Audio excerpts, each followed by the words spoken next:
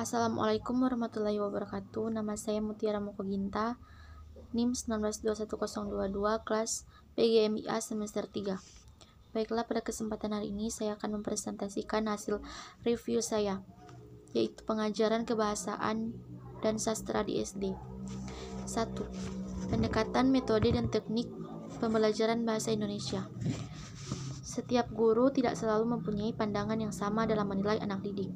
Hal ini akan mempengaruhi pendekatan yang guru ambil dalam pengajaran. Pendekatan pembelajaran dapat diartikan sebagai titik tolak atau sudut pandang kita terhadap proses pembelajaran, yang merujuk pada pandangan tentang terjadinya suatu proses yang sifatnya masih menginspirasi, menguatkan dan melatih metode pembelajaran dengan cakupan teoritis tertentu. Metode adalah cara yang telah teratur dan terfikir baik-baik untuk mencapai metode pembelajaran yang mencakup pemilihan, penentuan, dan penyusunan secara sistematis bahan yang akan diajarkan serta kemungkinan pengembangan. Pengungkap tumbuhnya minat belajar, yaitu cara dalam menumbuhkan rangsangan untuk tumbuhnya minat belajar warga belajar yang disadarkan pada kebutuhannya. Pendekatan dalam pembelajaran bahasa terdiri dari beberapa macam, yaitu diuraikan berikut. 1. Pendekatan nativisme. Pandangan ini berpendapat bahwa anak sudah dibekali secara alamiah dengan apa yang disebut LAD. LAD sudah diprogramkan untuk mengolah butir-butir tata bahasa yang dianggap sebagai suatu bagian dari otak. Dengan demikian, belajar berbahasa pada hakikatnya hanyalah mengisi detail dalam struktur yang sudah ada secara alamiah. 2. Pendekatan tujuan. Penerapan pendekatan ini sering dikaitkan dengan cara belajar tuntas. Dengan cara belajar tuntas, berarti suatu kegiatan belajar mengajar dianggap berhasil apabila sedikit-sedikitnya 85% dari jumlah siswa yang mengikuti pelajaran itu. 3. Pendekatan whole language. Di samping itu, pendekatan ini juga mementingkan multimedia, lingkungan, dan pengalaman belajar anak. Pembelajaran merupakan pribadi yang kreatif.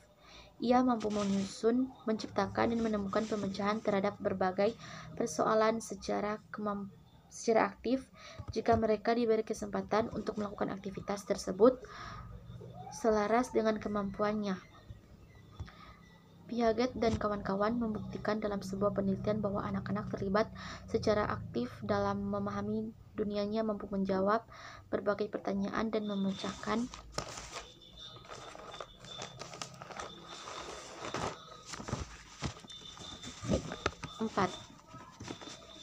memandang bahasa sebagai pusat pembelajaran. Pertama, karena manusia sanggup berpikir simbolik, mereka merepresentasikan sesuatu dengan sesuatu yang lain. Mereka mampu menciptakan sistem-sistem semiotik. Kedua, karena manusia adalah makhluk sosial yang menggunakan bahasa sebagai sarana komunikasi dalam kehidupannya.